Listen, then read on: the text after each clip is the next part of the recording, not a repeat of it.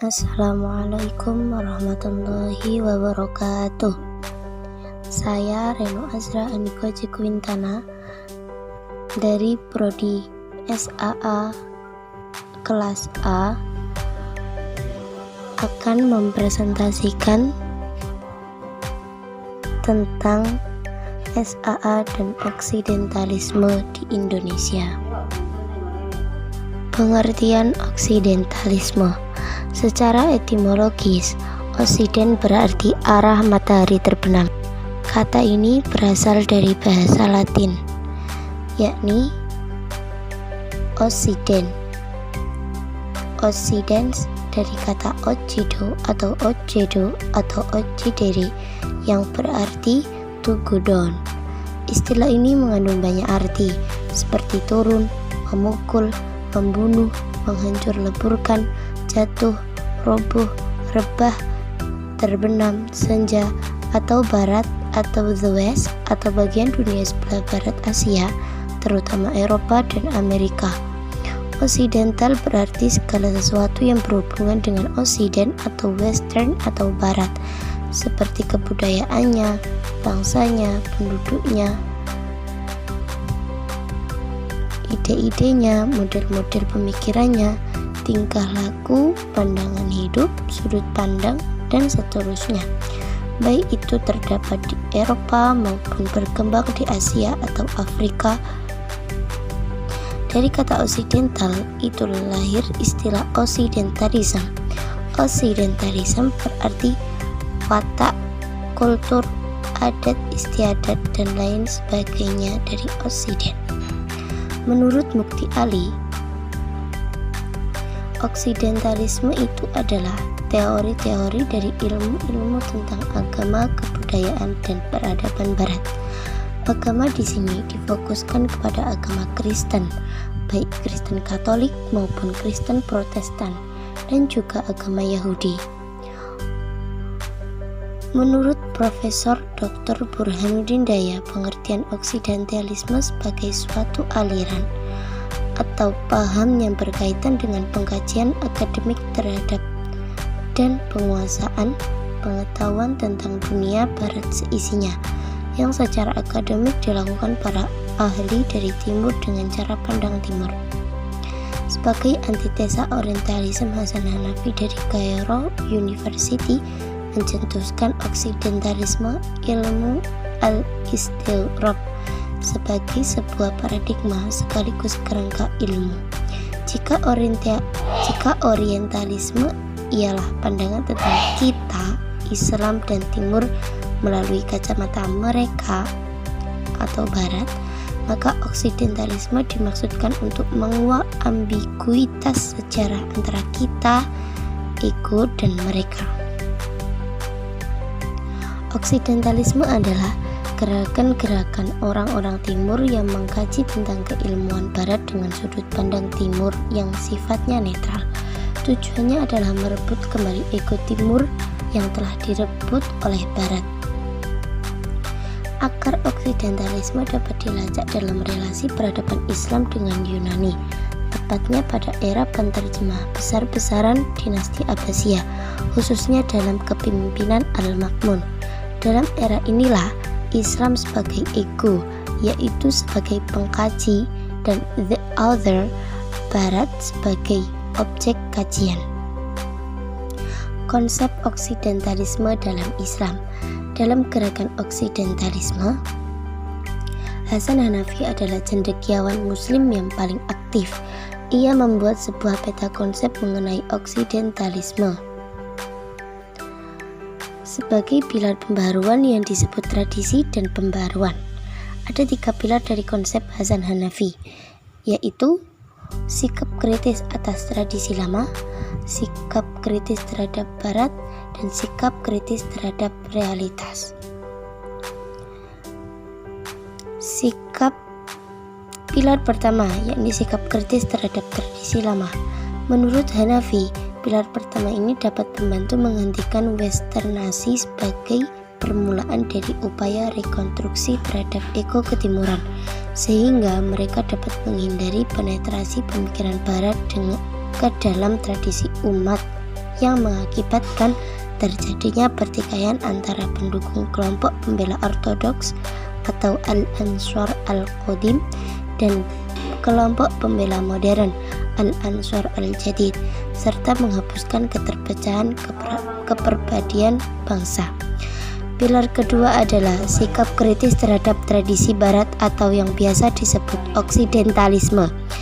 Di sini Hanafi menekankan perlunya reorientasi terhadap dunia barat, karena pada dasarnya oksidentalisme diciptakan untuk menghadapi westernasi, yang diantaranya dijalankan melalui orientalisme yang memiliki pengaruh luas, tidak hanya pada budaya dan konsepsi kita tentang alam, tetapi juga mengancam kemerdekaan peradaban kita serta seluruh gaya keseharian kita.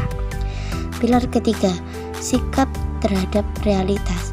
Jika pilar pertama meletakkan ego pada sejarah masa lalu dan warisan kebudayaannya, dan pilar kedua meletakkan ego pada posisi yang berhadapan dengan the other contemporary, terutama kebudayaan barat pendatang, maka pilar ketiga ini meletakkan ego pada suatu tempat di mana ia mengadakan observasi langsung terhadap realitasnya yang lalu untuk menemukan teks sebagai bagian dari elemen realitas tersebut, baik teks agama yang terkodifikasikan dalam kitab-kitab suci maupun teks oral tradisional yang terdiri dari kata-kata mutiara dan pepatah. Hanafi menjelaskan bahwa pilar ketiga ini menghadapi 7 tantangan, yaitu: pertama, membebaskan tanah air dari serangan eksternal kolonialisme dan Zionisme. Kedua, kebebasan universal melawan penindasan, dominasi, dan kediktatoran dari dalam. Ketiga, keadilan sosial menghadapi kesenjangan, keterpecah belahan, dan diaspora. Keempat, persatuan menghadapi keterpecah belahan dan diaspora. Kelima, pertumbuhan melawan keterbelakangan sosial, ekonomi, politik, dan budaya. Keenam, identitas diri menghadapi westernasi dan kepengikutan. Ketujuh, mobilisasi kekuatan massa melawan apatisme. Politik kolonial Belanda, politik pencitraan dan pelestarian penjajahan. Hakikat dari politik ini terletak pada sumber pesan atau komunikator, karena analisis yang digunakan adalah analisis kontrol. Analisis yang dimaksudkan adalah terkait pengendalian pada pesan-pesan yang disampaikan, dan banyak berhubungan dengan sumber pesan itu sendiri dalam membangun manajemen pencitraan yang terbaik bagi seorang. Oleh sebab itu, hal yang tidak bisa dilepaskan dari politik pencitraan itu sendiri adalah strategi pencitraan yang dibangun. Idealisme warna kulit putih. Yang dimaksud di sini adalah politik Belanda yang menguraikan tentang unggulnya kulit putih daripada kulit coklat atau kehitam-hitaman. Strategi yang digunakan adalah pendekatan ilmiah empiris, karena bukti-bukti penelitian empiris susah dipatahkan kebenarannya.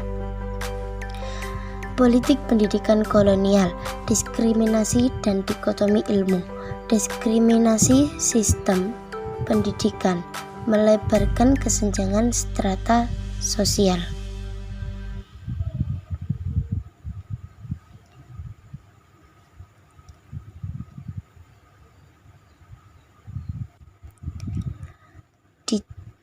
Di Jawa, peran pesantren sebagai lembaga pendidikan sangat signifikan. Di samping sebagai lembaga pendidikan ketika penjajahan muncul, pesantren tidak hanya berfungsi sebagai lembaga pendidikan semata, tapi menurut Harry J. Benda dalam Surya Negara 1998-18 juga berubah menjadi a center of anti-Dutch sentiment, pusat pembangkit anti Belanda. Setidaknya menurut Sleaford Gertz pada abad 19 di Jawa dan Sumatera ada 4 kali pemberontakan santri yang besar yang disebut juga Holy War, Perang Sabil. Pertama, Perang Cirebon 1802 sampai 1806. Kedua, Perang Diponegoro 1825 sampai 1830 atau juga disebut Perang Jawa Tengah. Ketiga, Perang Padri di Sumatera Barat 1821 sampai 1838 dan keempat di Aceh 1873 sampai 1908 yang disebut sebagai perang terlama.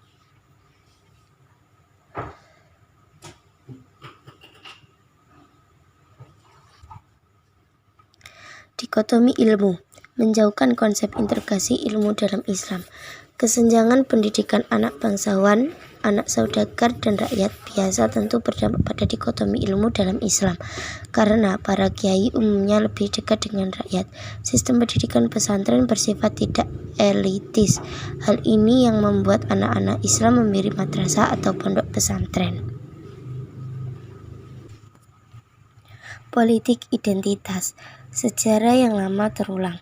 Istilah politik identitas sebenarnya konsep baru dalam kajian ilmu politik. Nama lain dari politik identitas adalah biopolitik dan politik perbedaan.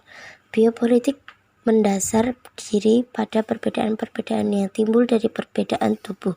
Dalam filsafat, sebenarnya wacana ini sudah lama muncul, namun penerapannya dalam kajian ilmu politik mengemuka setelah disimposiumkan pada suatu pertemuan internasional Asosiasi Ilmuwan Politik Internasional di Wina pada 1994. Sejarah politik identitas Belanda. Indonesia meski dengan kemajemukannya dapat menerima proses asimilasi menurut lacakan sejarah. Contohnya, hubungan umat Islam di Jawa sebagai warga pribumi dan di Cina pada abad ke-15.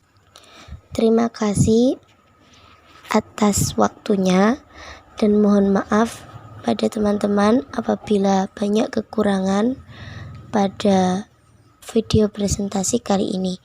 Dan jika ada yang belum paham atau ada yang ingin ditanyakan, kita akan lanjut diskusi pada WA Group. Terima kasih. Wassalamualaikum warahmatullahi wabarakatuh.